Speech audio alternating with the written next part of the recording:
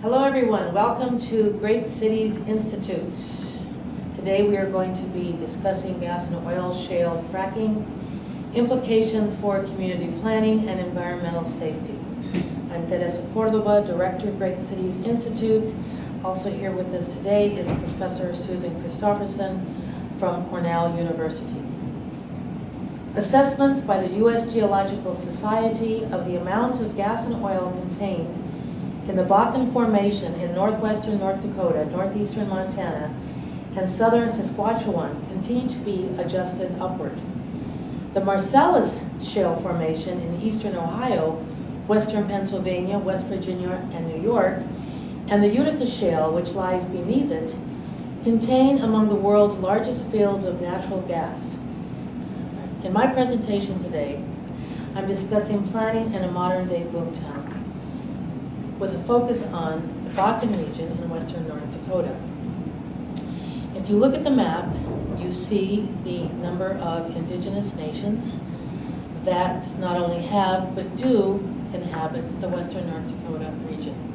And you can see also the overlay that shows the current Bakken Shale Formation with the native nations that exist in the region. One of the things that has made the rapid increase in gas and oil shale development possible has been the development of technology that's referred to as hydraulic fracturing or horizontal fracturing. So a lot of the technology that had been used before was vertical. The existence of the horizontal fracturing now makes it possible for much more rapid extraction of the gas and oil from the shale formation. Rockin' the Bakken is the phrase that's used to describe the amount of activity that is occurring in western North Dakota. You can see how quickly the rise of extraction occurred, particularly between the period of January 2000 and October 2013.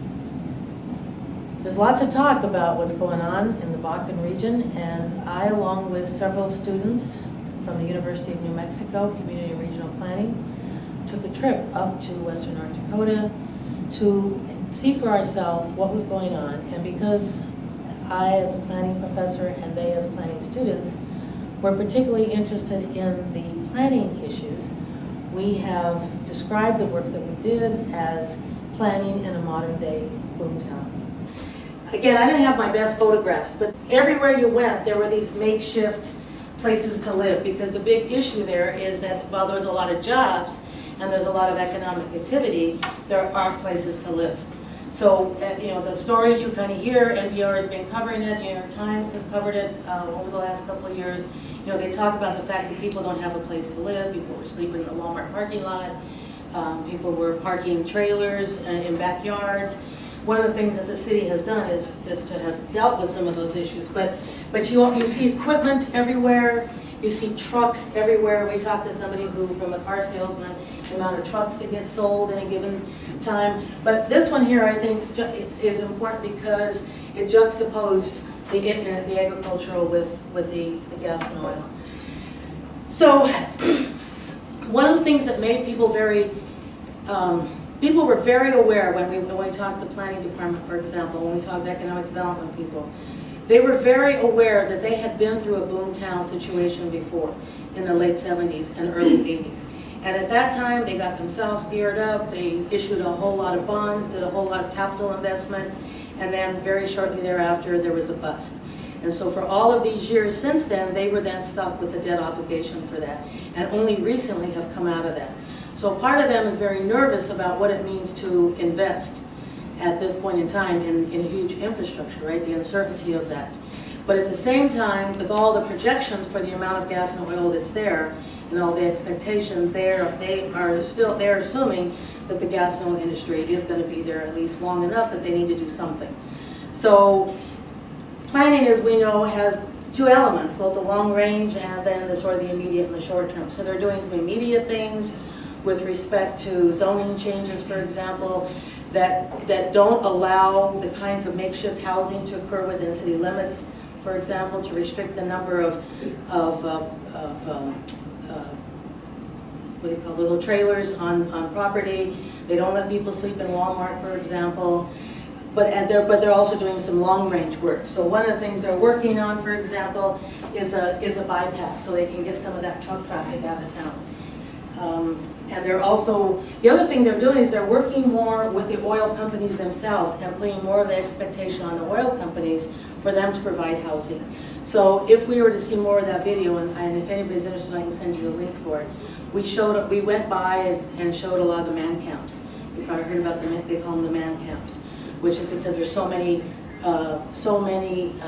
primarily just men who are living. So in these houses, or in these compounds.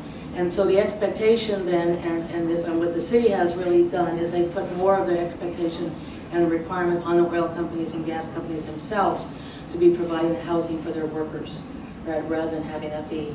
And again, for reasons of time, I'm going to move through some of this very quickly. The economic development arm they were very interesting because, again, you're balancing that we don't want to invest too much, but on the other hand, it's here. Whether we like it or not, it is here, and there are aspects of it that we do like. They had a healthy economy beforehand. That is to say, they didn't have an unemployment problem before. They certainly don't have one now. It's got one of the lowest unemployment rates in the entire country, if not sort of the lowest. But at the same time, they are also doing things like giving people information about Williston as kind of their Chamber of Commerce thing. But they're also looking at development of retail, development of housing, and they're thinking somewhat creatively about the location of that in relation to the kinds of economic activity. So they're very aware of trying to protect the inside of Williston while they're doing more development on the outside. Again, we have a lot of data on this, a lot of information, but for reasons of time, I'm going to keep moving, but wanted to make the point that there is this sort of very conscious, very active awareness and engagement on the part of local people, whether it be planning, and by the way, the planners are very understaffed, great place for planners. If you want to go up to North Dakota, their planners are definitely needed up there. That was one of the outcomes of our research is that the value of planning and some of the ways in which planning can really make a difference under these conditions. But the economic development part of that, and actually I brought examples of these booklets too, which I'll grab a little later. So making that same point, right, about the sort of, in a sense, selling Williston, but selling it on their terms, trying to work in partnership with some of the gas and oil, at the same time that they're trying to confront the day-to-day impacts that this is having on their lives. So what was interesting, if we'd also seen the video, is how many people in the video said they're okay with what's going on, that they do feel safe, and that they like all the jobs and they like all the activities, right? So that, of course, raises that issue always that we've had about people who get jobs and what that means in terms of, there's all these environmental impacts, there's all these other issues, but then people like the economic activity, they're liking the newness. At the same time that they're a little nervous about it, at the same time that they're trying to deal with it, adapt to it, and plan for it. The reason, well, so there's that level, that's what's going on at the state level. Then you have schools, for example. The schools were very interesting. We got to sit down with the assistant principal, and it was interesting to hear their perspective on how they were incorporating new people into their community and into their school. They have a very high graduation rate. They have North Dakota has one of the highest rates of standardized testing and college bound. So they have a really excellent education system, and it was really interesting, even as we sat there and we watched how he dealt with his teachers, how they dealt with the students. But their idea was, we're embracing them and we're working with them to incorporate them and provide them with the same level of success. So again, that notion, North Dakota, we call them North Dakota nice. But that same sort of that ability to think about these are the conditions that we're facing, and these are the kinds of actions that we're taking to incorporate and to deal with some of these conditions. The reason I put this up is we also went to Bismarck and spent time with some state agencies, not only with some folks from the three consolidated tribes, but also with people from the U.S. Geological Survey. but also people who were working with state legislature, the state environmental folks, to come up with legislative kinds of things that monitor and regulate some of the ways in which this activity was occurring. And this was one of the really interesting interviews. We spoke to a fellow there who talked about their strategy around the drilling at the surface. So in North Dakota, for example, which isn't true everywhere, they forced them, instead of doing this kind of model for the drilling, to do this kind of model where you concentrate it and you still leave your surface relatively untouched as compared to this model. So there were those kinds of things. Again, so I'm trying to bring out some of the things that people are actively doing to adjust and to adapt and to respond to the conditions they're facing, which are rapid and extreme. This is really an important photograph that enables me to make the point about the transportation of this gas and oil as it's leaving the region, because it's traveling from western North Dakota and it's coming through Chicago, right? And it's going through lots of other major urban areas. So we just a couple of weeks ago there was a wreck and a spill. So this raises all kinds of issues, and I think Susan's going to talk about this, about how do we pay attention to this? How do we regulate this? And what this also points to is the fact that this is a regional issue, right? So it's way up and isolated to western North Dakota, but it has ramifications that go beyond just western North Dakota, and it's really a regional issue. And it spills out when you start thinking about the issues of transportation, for example. So issues around the involvement or the existence of big energy companies in a community has to do a lot with taxing policies. What are the taxing policies? Are they taxed? So at the local level, for example, some of these folks at the local level, they don't get to collect the taxes. They're dependent on the state for the state to give them the taxes. So North Dakota, I think that they are taxed them, and there's issues in other states, and I think this would make for a really interesting research project to compare across the state what are the taxing policies as it relates to the extraction industries in those states, right? What's the percentage what they tax? What is it that they're taxing? Is that taxing? How does it make it down to the local level, and so on? So the taxation policies are a big issue at the state level. Regulating the size and the shaping of the drilling pads, I gave you an illustration of that, is something that's significant at the state level. How do you regulate and monitor the transportation is an issue. The environmental monitoring and the restrictions, I mentioned the amount of water that's being used. Especially if we're talking about oil, shale, and gas development in places like the Southwest, where drought and water is an issue. Right? But water is increasingly going to be an issue everywhere, and the amount of water that's going in to the pulling out of this gas and oil is just mind-blowing. So those become important issues. At the local level, again, the local authority to tax, but the local ability to regulate. So there are some communities, for example, there's one in northern New Mexico that passed a law that said you cannot frack in our community. So what is going to be the authority of local communities to be able to regulate whether or not they're even going to allow that? There are trade policies like NAFTA, for example, in the Chapter 11 of NAFTA, that have an impact on the ability of local communities to be able to regulate certain kinds of economic activity. So this whole battle between the ability of a local community to regulate is going to continue to be, I believe, a very significant one, because if a local community says, we don't want this kind of economic activity here, what is going to be their authority to be able to do that? And I suspect this is something that's going to continue to work its way up through the courts, if not get played out in trade policies and so on. But this is a big issue to watch. If you want to do long-range planning, but you're nervous about previous booms and busts, how do you do it? How do you do it in a timely manner? And how do you finance it, for example, is a big issue. And so those are the kinds of things that local communities have to think about. How do you balance the environmental issues with the employment issues? The community that I came from, Coal mining was a big deal. The coal mines closed, and so there was a higher unemployment, a lot of out-migration, and then before you know it, they're fracking in that area. And now there's more jobs.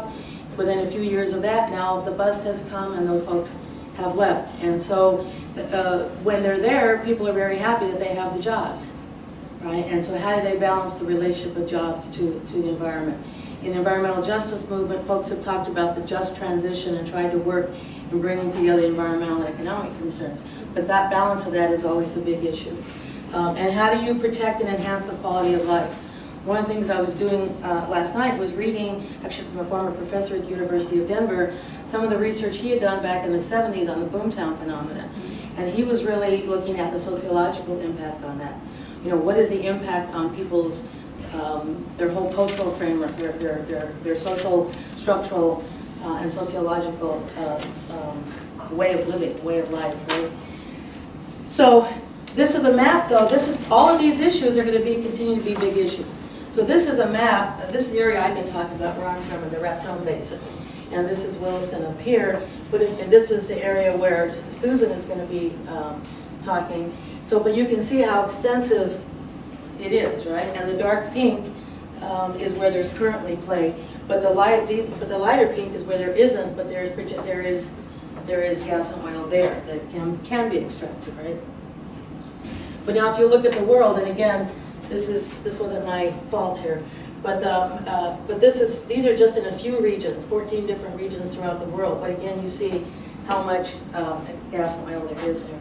So, in a larger sense, then, when we talk about the energy economy, there's and you even hear it at the national level. The president is talking, for example, about how we need to be doing more of this local extraction and not being dependent on foreign oil. That's the mantra. Let's not be dependent on foreign oil. Let's extract here. Well, I don't have the figures in front of me. At one point I could have told you what they were. But majority of the oil that we're producing in this country, we're exporting. So it's not like we're extracting it here and using it here. We're exporting it. Right? So we've become big gas and oil extractors. So the mantra that we hear is this is being done for us so that we have access to cheap oil.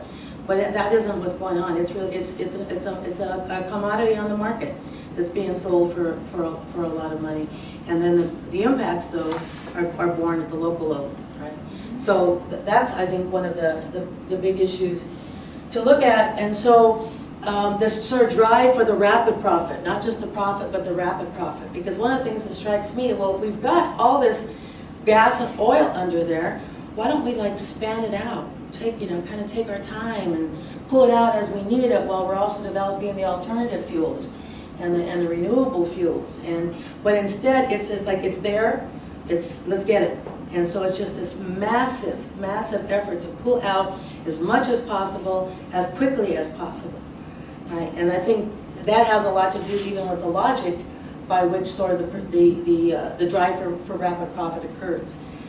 So the creation of the boom and likely the bust has impacts at the communities that is much more intense than the communities are really able to handle. Even under conditions where people are being very positive and taking all these really proactive approaches, it's still a lot for them to handle at once. So this poses challenge for local communities. There are obviously environmental geological consequences, but again, how do we slow the pace, right? Given the logic and the conditions under which this is occurring. So with that, I will pass it on to Professor Christopherson, and then we'll have time to have some conversation. Okay, thank you. What I'm going to do, I should explain how I got into this. I teach economic development in the planning department, and I was asked by two foundations, one in Pennsylvania and one in New York, to look more closely at the economic development implications of shale gas and oil development, because the way that this was being portrayed was in terms of a tremendous economic boom for the country and for the communities, and this was being the only studies that were being done were input-output models. that were projecting large numbers of jobs being created. And those people who know something about input-output models know that they rest completely on the assumptions you use. And so the assumptions were not being made clear. And these are, after all, capital-intensive industries. They really don't create that many jobs. And so I was brought into this basically to look at those questions. But I was drawn into this broader context that Teresa has talked about of what goes on at the community level. And she's really set this up very well, so I just want to sort of reiterate certain kinds of things. One is, this is really a national industrial activity. 28 states are going to have some kind of fracking activity.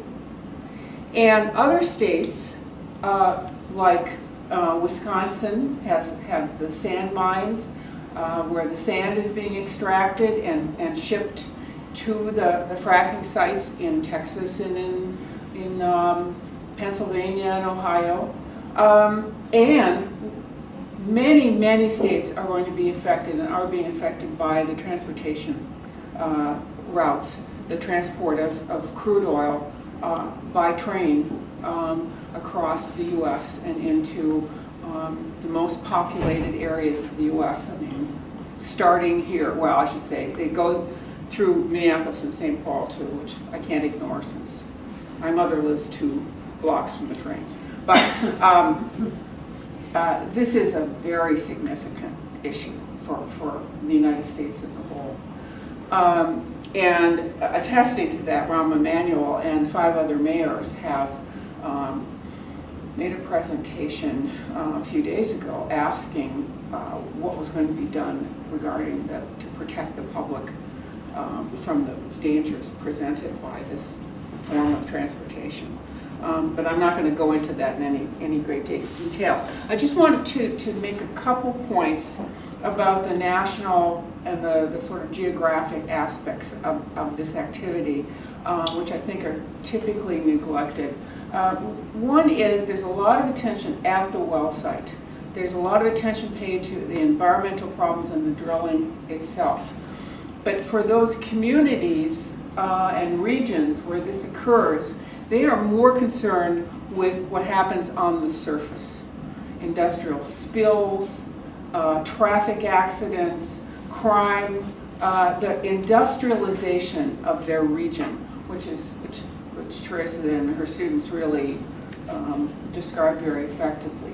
They're concerned with that and with the long-term implications of that, and it has some as she described, a boom-bust effect. Now, I should say this is not, and I think people don't ask this question enough, that this isn't happening because of nature.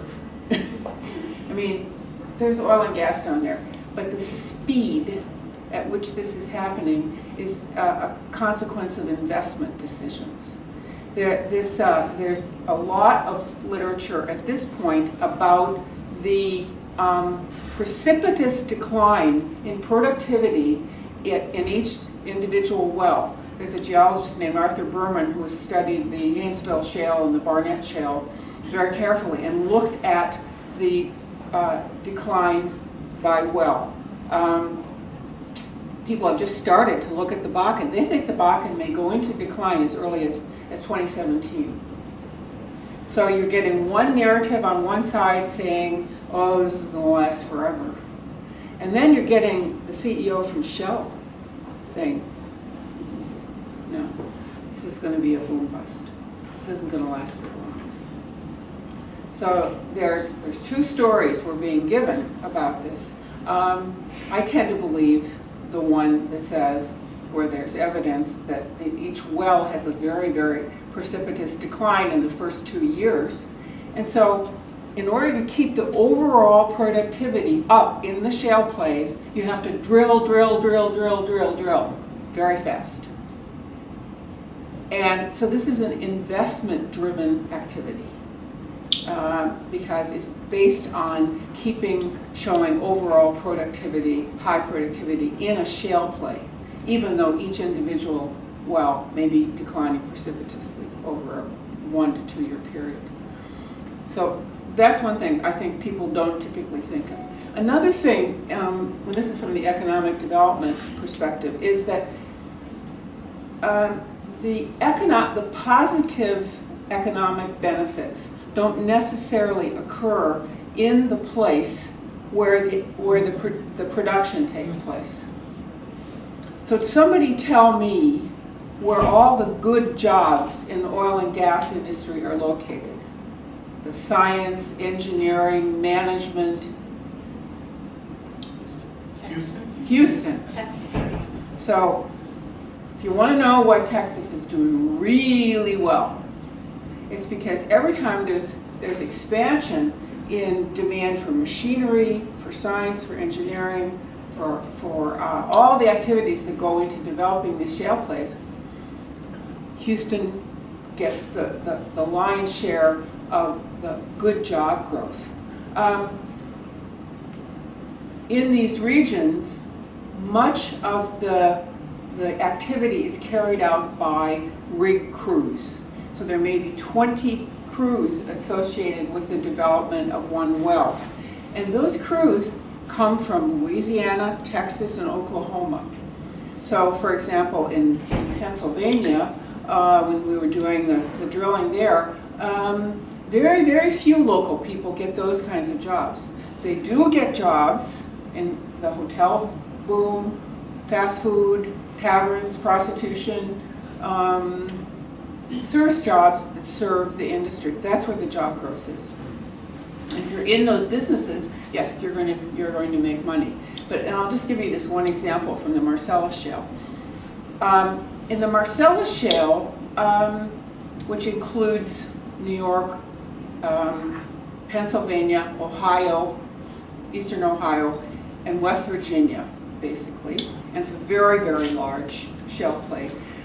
In northern Pennsylvania, just below where I live, that's where the drilling was occurring. Now, New York State adopted a moratorium, and it still has an unofficial moratorium, because there was so much opposition to shale gas drilling, and I'm going to talk about that in a moment.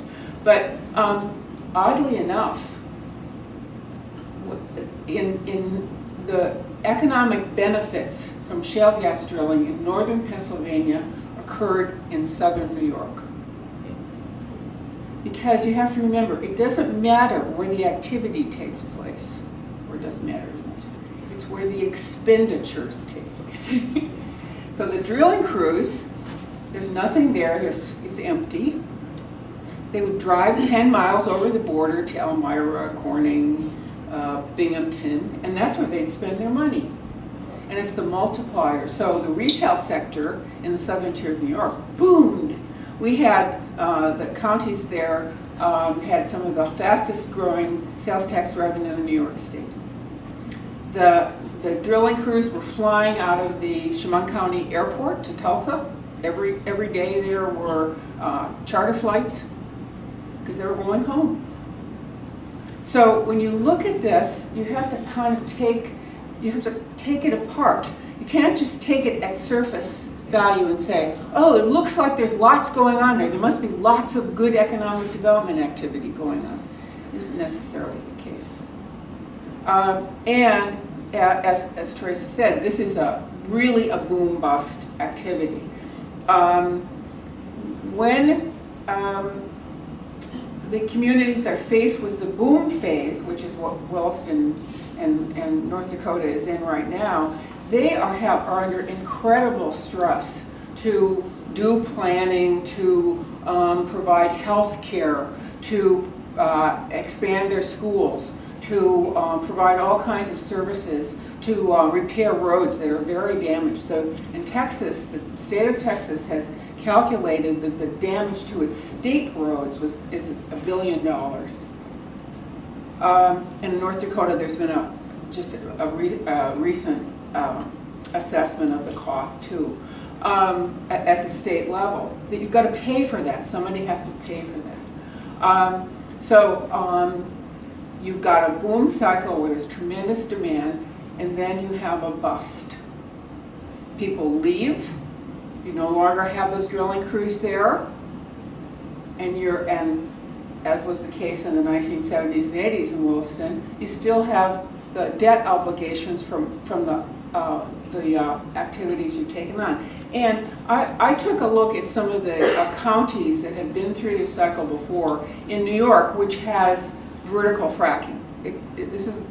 There's a difference. Vertical fracking has gone on for many years. So when the industry says we have all kinds of experience with fracking, what they mean is vertical fracking, 40 years of experience. I took a look at those counties. After the bust, those counties have smaller populations than they started with because people have left. People are leaving Williston because they don't want to live in an industrial site, and for other reasons I could describe. There's more income inequality because you're left with a few people who are well paid to maintain the wells and a poor service population. And the economy is less diverse than when you started. Because this industry, economists have a term for this, it crowds out other industries.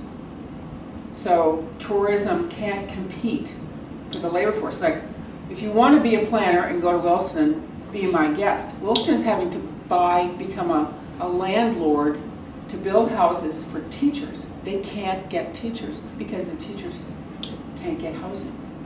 So if you go to a planner, you're going to be living in a truck.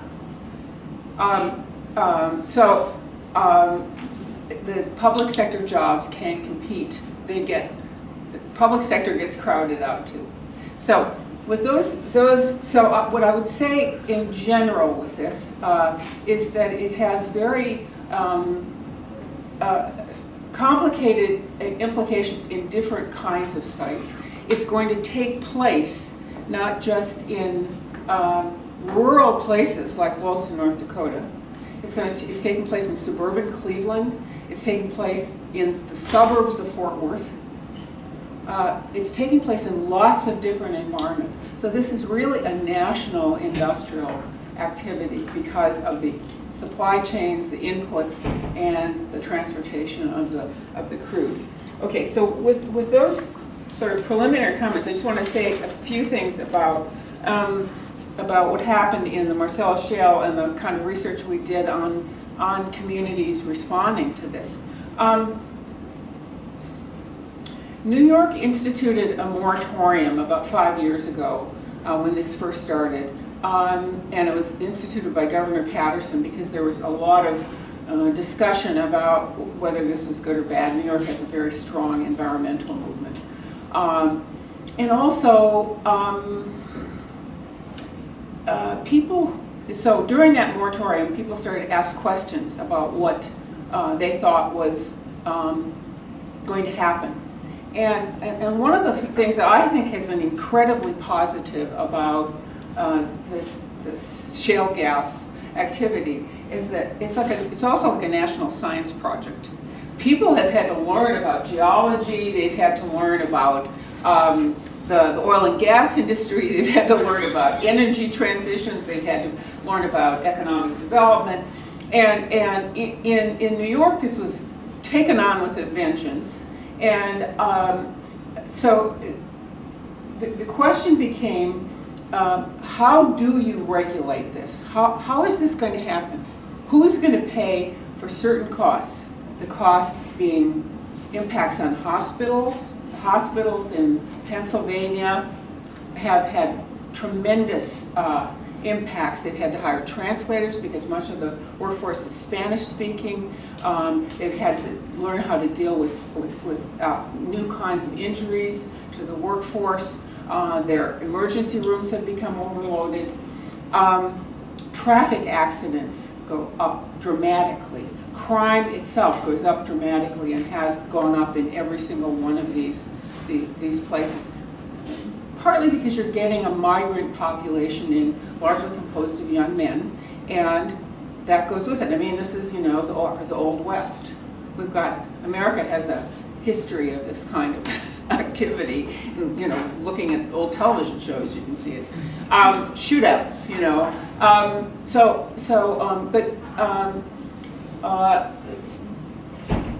there's serious road damage because these trucks are very heavy. There's between 2,000 truck trips per well. And then, as I said, there's conflict with other industries. So the people in New York, and in Pennsylvania too, but started looking at this, and the more that they learned, they had questions. I think that that's fair to say. They had questions. Who's going to pay the public cost for this? What happens when the bus comes? How are we going to be protected from the cost of this? Now, in many states where this is occurring, and this is because we don't in the United States have a federal energy policy. This is a national industrial activity. The federal government should really be involved in this. I will say that, and they aren't. They've left it to the states. The states are taking very different approaches toward this. The state that I think has the most sophisticated planning regulation and local regulation is Texas. Texas has high taxes at the state level and high taxes at the local level, and this is their industry, they know it, and they're not afraid of taxing it, and they're not afraid of regulating it. And this is not to say there aren't problems, but Texas also, through the Railroad Commission, has the most transparent presentation of the drilling cycle. So there was at one point, a legislator in New York told me about when New York was first thinking about this, they invited some guys up from Fort Worth, their cowboy boots, and they came in there and they said, "You people, you must be dumb. Why aren't you taxing this industry?" Because Texas has, they aren't afraid of it. You know, they're gonna tax it, and that's one of the reasons they've been able to have low taxes and get people to sign on to supporting the industry in the state. But that's not happening in places like Pennsylvania. What happened in terms of these communities in New York was that they began to ask questions about public costs. And when they found out that they didn't have any power to do anything because the state legislature had passed preemption legislation, which says that local governments have no say over where drilling will occur or under what conditions, and they passed this in many states, in North Dakota, for example. They said, what are we supposed to do? Who's going to pay the costs? What's going to happen here? So they started to exert their prerogative for home rule, and they started to pass local regulations saying that, and based on their comprehensive plans, so they could go to court. And so what we did in our study, and I can talk about it in just afterwards, is we looked at 298 communities in New York, most of them in New York, and then in Pennsylvania, that had passed, that had responded actively. And the reason that they responded, we did surveys with a stratified sample of these communities. They passed moratoria. They didn't ban fracking. And I think it's very important to understand that. They said, we want answers. We want to see this go more slowly. We want answers. And when we asked them why, they said, we don't trust the industry to protect our interests, and we don't trust the state to protect our interests. And so we're going to take action at the local level. So when we see these kinds of actions, it isn't because they're NIMBYs. It's because they have reasonable questions about the costs that local government is going to face and about the planning process and how this is going to affect their communities. I should just say, I've done a lot of research on this, and I will shut up now. But a lot of it is on a website called Green Choices, www.greenchoices.cornell.edu. And so the results from our study of the communities and some of the earlier research is on that website. So I will just leave this to open to discussion. Comments and questions? Yes, ma'am. So how are you guys going to engage in Illinois? How are we going to what? Engage with fracking in Illinois. There will be fracking in Illinois in a year. So Yes. how are you going to engage with that? The people of Illinois have to get their act together and ask questions. I mean, you know, this is. I think that this is as I said, we need an energy policy for one thing. Somebody has to encourage our federal legislators to enact an energy policy because part of the disparate activity across states with respect to all the oil trains and all kinds of other things has to do that the federal government is not on the job here, and this is a national industrial activity. But I think at the state level, there's tremendous differences in how people have responded.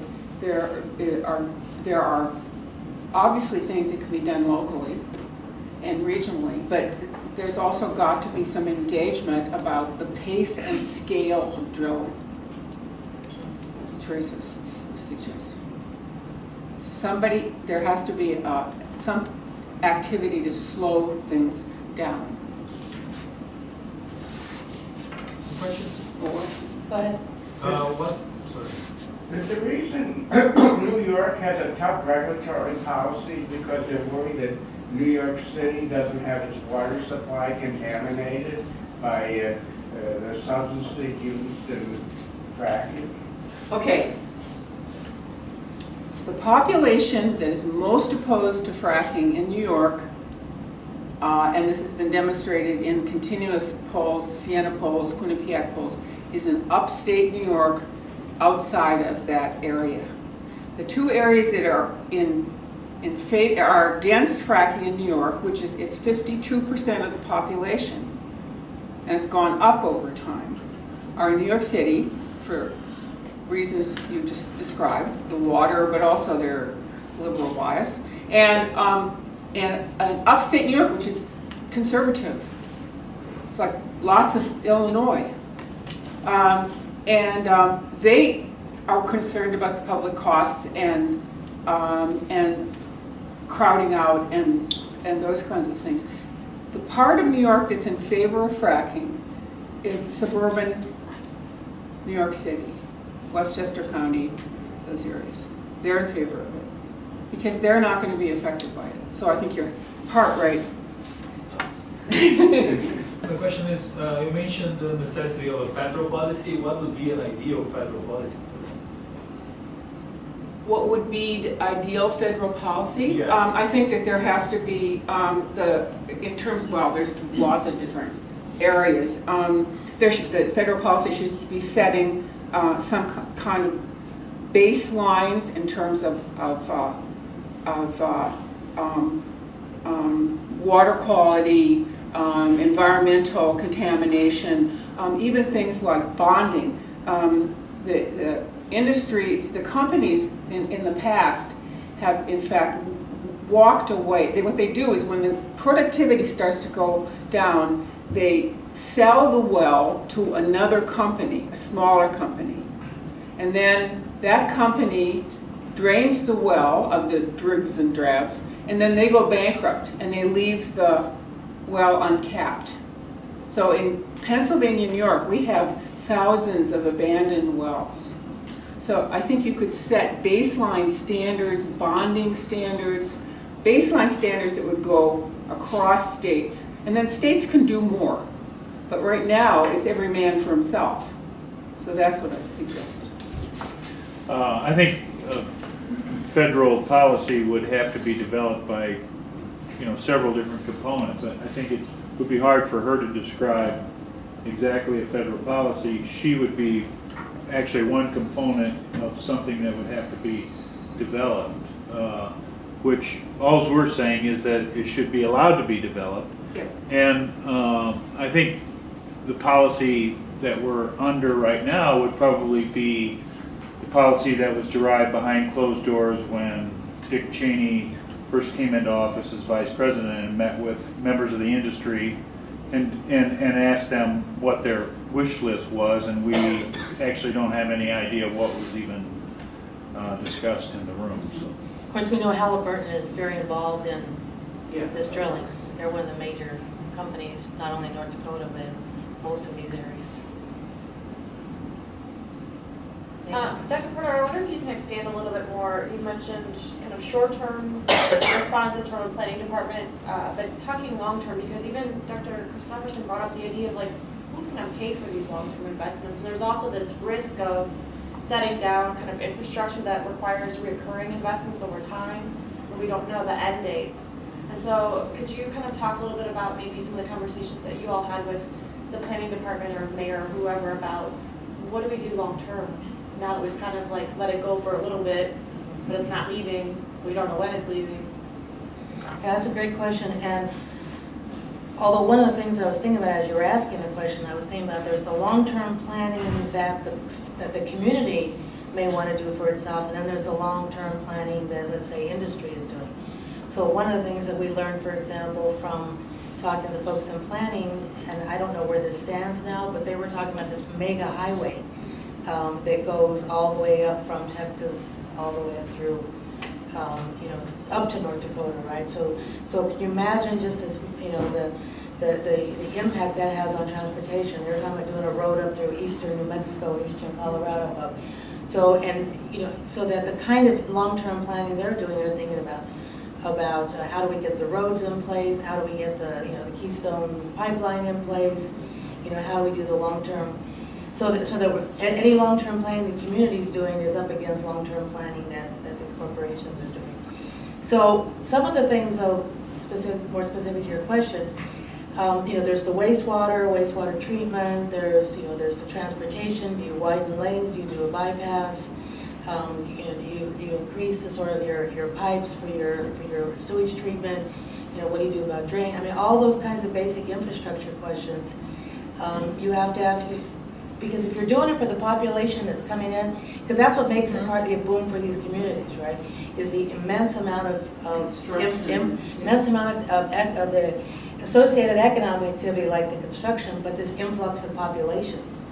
So if you build a bunch of houses, for example, or even a multi-family house, then the people go away, because once they drill, the population leaves. I mean, that's what happened in all these places, right?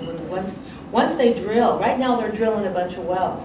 Once the wells are drilled, they don't need as many people. The people leave, and then there's just a skeleton crew that stays and mans the wells themselves. So that's part of the problem, is you can plan for what's there now or what's even projected based on what industry is telling you is projected, but then you have these other side conversations. Says, yeah, but we don't know if really economically it's going to be viable. Maybe we'll make enough money by then, and maybe economically won't. I mean, there's a question: is it there? And the geologic information tells us it is. But then there's the investment decisions. I think your point about saying that it's really an investment decision is really interesting, and that may be more what the Shale fellow is saying. Well, how long we going to want to make this our investment? Right. I think that's exactly right. Yes. So I don't know if that's getting at your question. I think it's more reiterating just how difficult that is for a local community to make that decision, particularly when do you raise taxes for the local resident? What happens to that local resident? Are they able to then stay in that community? Are they forced out? Right now there's a lot of taxes that go to schools. Do you divert that money from the schools to? Because I imagine a lot of the migrant workers that arrive don't necessarily, like you said, it's mostly male. Probably not like, an increase in birth rates or anything or something like that associated. So there's questions about how do you invest that money, and so I asked the question not assuming that they had figured it out yet. Yeah, we're just thinking. Dean, There, a couple of observations. I think it was very interesting on fracking. I grew up over the Marcellus Shale and never knew that. But coal mines have shut down over the century and left sort of the same conditions that these places are being left with. I think the question that you raised about the public costs of private investment is something that we just don't do a very good job of.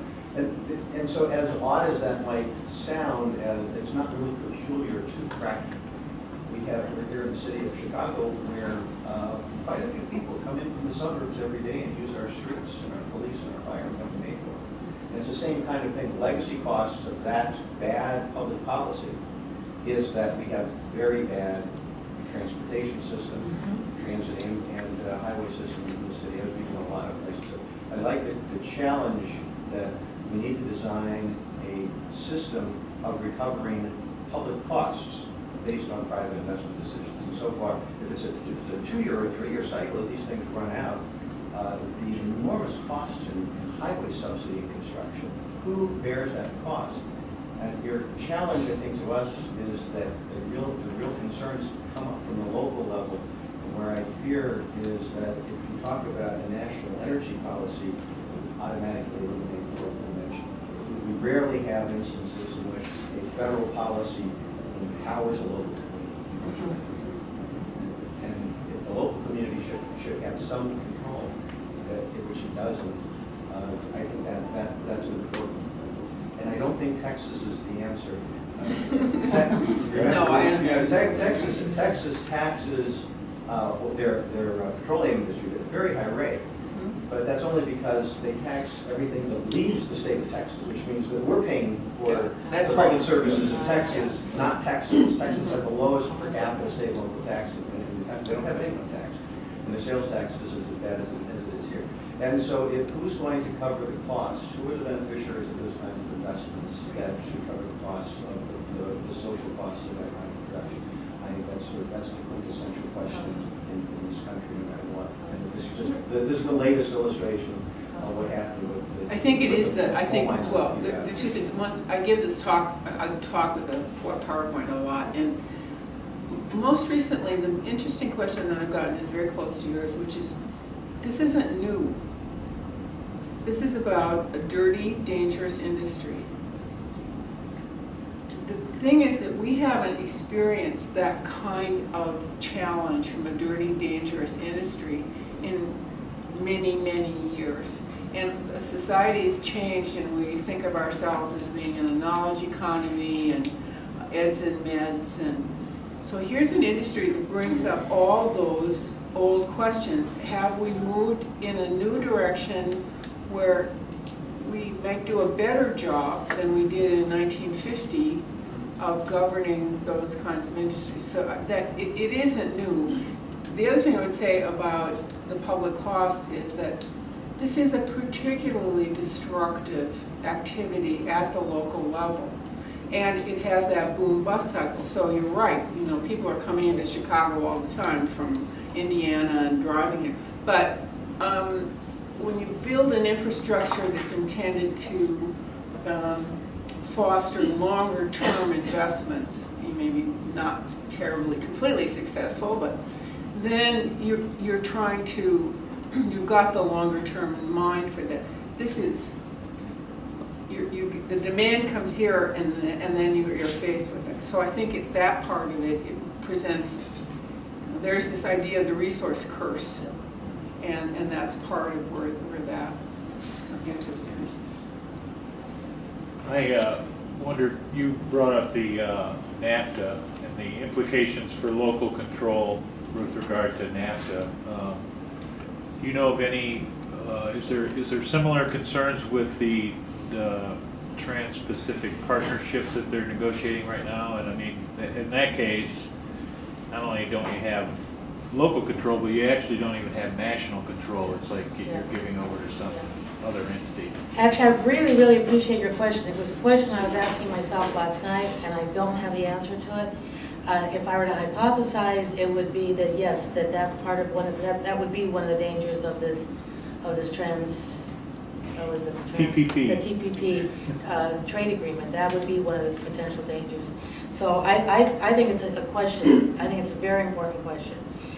Because those sort of agreements get heralded to us as being sort of this great economic opportunities, but you know, as we saw with NAFTA, they aren't. You know, and one of the things the communities did lose, as well as national governments, lost a certain amount of control with the NAFTA, and I suspect would with this one as well. So I don't know the answer. Another sort of in the dark negotiation going on. very much, very few people know. very much. Yeah, there's very little transparency there. And yet it's something that has some very serious implications for us. Yeah, I Well, really appreciate your question. If you would allow me, I'd like to make a comment on what the dean said about national policy. I think it depends on what the national policy looks like and actually where they put their fingers. For me, when you showed the picture of the train, okay, that made me think about my experience coming back from Kansas City recently to Chicago just prior to the polar vortex that we had, and my experience with that. But in terms of transportation, I see the benefit of possibly taking some of the riches that are supposedly being brought to the surface by this oil and using it, since the train system or the freight system is obviously benefiting by this new thing to haul around. Can we somehow tap into the largesse for maybe improving our people transportation system? And so that to me would be a policy that would make sense. And because I always take objection to when our leaders talk about American oil or American, like this is American oil. I mean, I don't really see, obviously it's not benefiting the local people. How is it? It doesn't feel like it's I own it. You know what I mean? It feels like somebody else does. Well, there are great comments there, and just to maybe respond to a couple of things. One is on the issue of those who own the rail systems, for example. Even the discussion we were having earlier that Susan was pointing out about, can you get the railroads to go around versus coming right through the city is an example of that. But we know that there's some very hardcore negotiations that go along with some of these rail companies, with Amtrak or with their local transportation system. So that's always a tough one. And it's interesting if we think about the railroad and its role in the development of the West and the development of boomtowns, right? So, and we do kind of have this fascination with boomtowns. There's been a couple of TV series. The one on Deadwood was really a story of a kind of wild kind of boomtown situation, and then the one that's with the rail car, they're building the railroad, they're building the Transcontinental Railroad. Comment is in it. Do you know the name of that one? That one is on. It's been on. I think HBO, but where so that sort of Wild West kind of notion of how and the role of the railroad in the development of some of these areas. But anyway, that's just those are. Can I just add something? I think Teresa said something earlier that relates to this.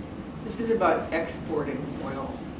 I thought about this same thing too. Like, okay, why can't we have refineries on Lake Michigan? Why can't the people in North Dakota are asking this too? Why aren't the refineries here? This is about, as she said, this is about export. They want to get it to the coast. So that's and I think again it's the investment nature of this is driving it, and this isn't about rebuilding our infrastructure or manufacturing or. And it isn't even about rational energy policy either. Well, it isn't because we haven't made it so. Yeah. Yeah. Right. And it's interesting because at the federal level, right, again, there's, even just in the State of the Union the other night, there's a big push for, let's produce more, we've got this technology now, let's keep pumping the oil so we're not energy dependent, but, or oil dependent on an outside sources. So that's still what gets said, and as though that is our best option, right? And we're not really having the kind of conversation that we should be about the other renewables. Back in the early 70s, when I was first starting to pay attention to this, there was a lot of technology that was being put forward for solar energy, and all of a sudden those patents got purchased and retired and disappeared for all these years, right? So there was a technology then being developed for alternative renewable sources, but it didn't fit with this sort of other kind of power around investments. The other thing I wanted to say about the refineries is that, yeah, that's, it doesn't get used here because it can't get used until it gets refined. And one of the things about refineries, though, if you look at Cancer Alley, for example, in Louisiana, I mean, that is a very dirty industry, and there's more than ample evidence on the impact of that kind of industry on the communities that they're mostly African American that live in that section of Louisiana. So, and then you look at the area where Chevron, right, in the San Pablo area of the Bay Area, there's high rates of cancer there as well. So, The question, I mean, if we're going to, I think this gets back to this question. This isn't new, but it raises these questions about being able to do it better, and we're not particularly doing that right now. So, yeah. So you haven't talked a lot about the environmental aspects, but you mentioned these uncapped wells left behind. And there are national environmental policies that could be relevant to this. But I know, of course, that they've exempted oil and gas production from the Safe Drinking Water Act, for example. That'd be a really good national policy. Yes. that's a really big deal. Right. I mean, water is one of the key, both use and effect, right? But what I'm wondering is these wells left behind, are they Superfund sites? Could they be Superfund sites? I mean, that's another national program that actually now EPA, they basically have retired the Superfund program and said it's a huge success. But one wonders actually if what we are doing is creating new Superfund sites with all of these. These abandoned wells are really important because we're going to create a whole new generation of abandoned wells. If companies are allowed to walk away, there has to be bonding. So there could be legislation about financial obligations. Right. That's the kind of thing. But that legislation exists. I mean, that's what the Superfund and the CERCLA and all of that legislation is all about, is the requirement that you cannot leave behind or cannot abandon hazardous materials and hazardous wastes without proper. There's lots of ways to get around that. Oh, I understand. Right now, the other thing that's happening with the trains is that I've just been looking at the Port of Albany, and Port of Albany, strangely enough, Albany, New York is the capital of New York, out there on the top of the Hudson River. 70% of the Bakken shale oil is transshipped to the Port of Albany. And what they're building now is something called a boiling plant in preparation for shipping tar sands crude through the Great Lakes by rail. And tar sands crude is like peanut butter. It has a consistency of peanut butter. And it caused this, there was a pipeline spill in the Kalamazoo River in Michigan. They still haven't cleaned up. They're putting us on a port. The port lies outside of the regulatory influence of the local government. It's in a port authority in New York, so it's not, the Department of Environmental Conservation can't say anything about it. There are ways that you can figure out where to put things that are extremely potentially environmentally damaging. And there's, so as Teresa is saying, there's a lot of planning going on there. But that's the other thing that's going to be happening is the shipping of that tar sands. And I read an article this morning that said shipping of ethanol. They want to export ethanol. So they're looking for ports. They're looking for ports. So there's going to be this sucking sound going to Philadelphia or from Philadelphia. There's going to be movement of a lot of these commodities, and these are really. I think you're right about the water. That's step one. Well, and this is a much more sophisticated industry with respect to the environment than any industry was, 50 years ago when we first passed these regulations. So all this preemptive stuff is because they know these regulations, right? Yes. So that's the problem we have, is So you've got regulations in place, but people manage to work their way around it. Well, part of how they manage to work their way around it is if you say you can't leave behind hazardous, what's the evidence that this is hazardous? Right. I mean, they always sort of claim there's no, we don't have the proof, Right. right? But they don't tell you what they use, so. Yeah. Well, then that's the other issue too, is all the disclosure issues around the numbers of chemicals. But it's still, it's amazing when you're in the context of the West, for example, when you think about the amount of water that goes into this industry. How can we be using this much water for something like this? Well, that'll be true in Illinois, won't it? Don't we have a drought situation No. in the south, in the farming area? In Texas, it's very severe, and there is a conflict between the drilling and the draining of the aquifers. It's a very, very contentious issue in Texas. And so that's why Texas still keeps suing New Mexico for their water. Yeah. Which is, That's right. I mean, it's very true. Well, there's certainly a lot of issues, and I hope that what we did in sharing some of our thoughts with you about this is point to sort of the many facets of this issue. You know, the federal, the state, the local kinds of policies, the environmental, the geologic, the sociological, the economic, and the various ways that as planners or scientists or just concerned citizens. And one of the things I think, on the question about Illinois, there are now conversations going on about regulation and state legislation here in Illinois. It's something, maybe we'll put some of that stuff up on our website, some links to some of the questions around state legislation here in Illinois. But we really appreciate it. Unless there's other final comments, I think.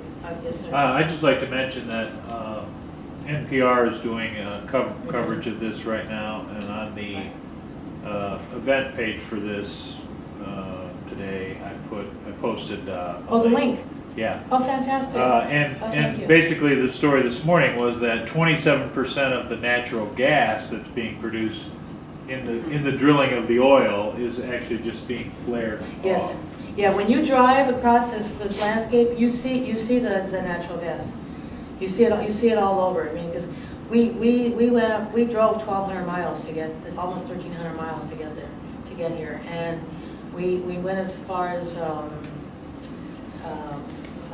we made one big push the first night, so we drove part of the time at night, and but you can see all along the landscape, you see the burning off of this gas. Yeah. So what's the environmental impact of that? Yeah, it's It's a waste. it really is it is a waste. Yeah, and that's why again I think some of the most difficult challenge here is we're up against the logic. Yes. We're up against the logic, and we're up against a very powerful set of forces that benefit from perpetuation of that logic, right? And so how do we then combine to work up against that so we can create sort of more rational policies that actually ensure our survival? Not to mention our quality of life, right? Thank you so much.